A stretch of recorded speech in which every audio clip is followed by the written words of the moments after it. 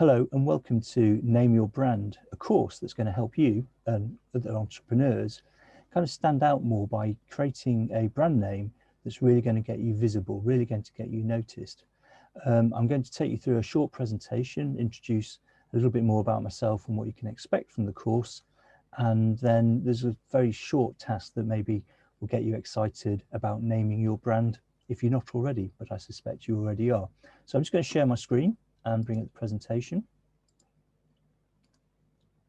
So Name Your Brand. It's a 5-module course that I've developed. And as I say, it's going to help you find a brand name that's really going to get you noticed. And it's really important having a brand name that not only are you confident with, but also that your customers are going to understand and recognize.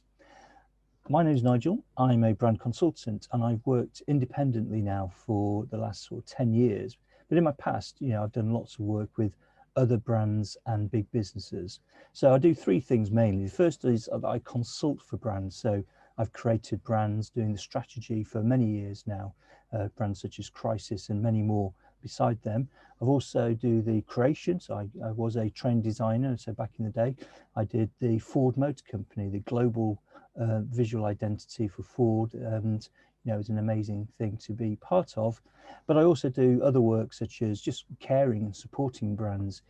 This was the launch of cancer research in the UK, a big brand that I helped them launch about 7 years or so ago. And now I work, as I say, independently, directly with clients such as this is Radio Play, which is a digital global radio platform that enables people to listen to radio wherever they are, but listen to their more local radio stations rather than just being a single platform. This was created by the BBC and global media. So one of the things that I'm really passionate about is naming. It's something that I enjoy, I've won awards for, and that's why I put this course together to share some of the insight and some of the practices that I do on a regular basis as I'm developing brand names. And I'll just give you a couple of examples. This is a business that I worked with called CARDA. Now, CARDA is the Coordinated Action Against Domestic Abuse, a really important charity. Domestic abuse is a terrible thing that it impacts a lot of people and a lot of people's lives. But they were struggling for recognition. People couldn't say their name, they couldn't remember their name. They were spelling it differently, 2 Ds, 1 A, etc., etc. So I worked with them over a period of months with their senior team to develop a new name. Now, I'll probably explain a bit more of the strategy behind this later, but the new name that I came up for them was Safe Lives, which over the years has now given them a lot more recognition. They're a lot more famous than they were, and that's been really important to support their cause. Another example of a name I created was DAPW.co.uk, and that is the Duvet and Pillow Warehouse Company. Now they came to me and they were sort of struggling. They were in a slightly crowded marketplace, online retailers, and this was about 8 years ago now, and they were really struggling to stand out, and duvets and pillows in warehouses wasn't particularly exciting, and this is literally what they were known as.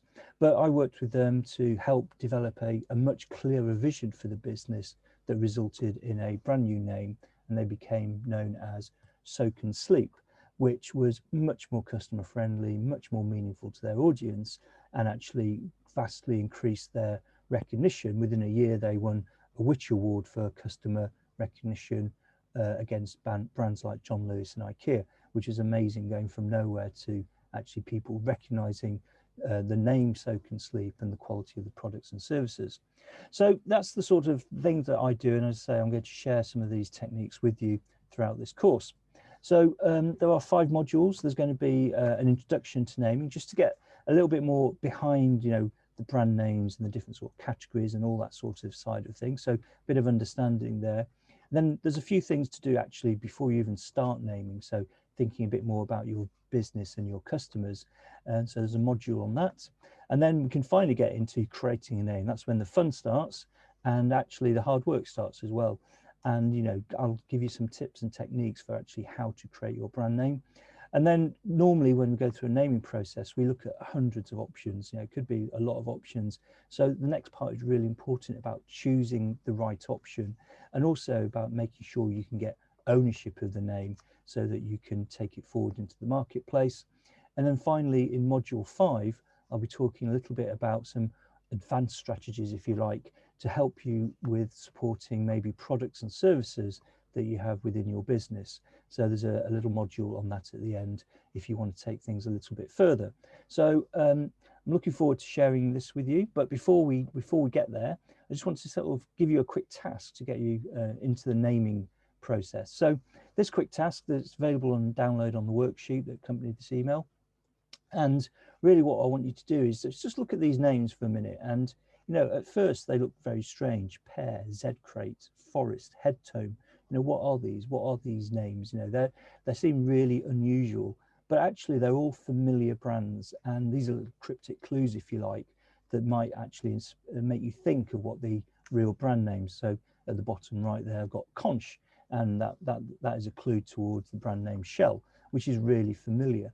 And there's this point about naming that actually brand names become really familiar in time, but they look very odd to begin with. So there's a worksheet that you can download that really just kind of try and work out what those brand names are. I mean, it's not going to be a test. There's not going to be any marks. It's really just to get you more intrigued about namings and starting to think about the different types of names that are available for you. So welcome to the course. The next module, Introduction to Naming, you can start straight away if you like. And if you do need any support, then do get in touch. Either email me hello@pincreative.co.uk or join the Facebook group Business to Brand, which is for entrepreneurs who are trying to transform a business vision into a brand. I look forward to seeing you on the next module, and good luck, and thank you for joining me on your naming journey.